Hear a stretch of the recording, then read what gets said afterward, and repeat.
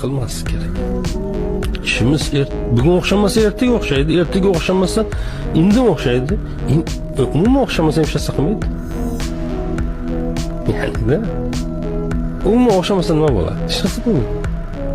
Hamma bir xil bo'lish kerak degan qonun yo'q. Hammani ishi birdan o'xshashi kerak degan narsa yo'qki. Men nima dardim bo'lsa ham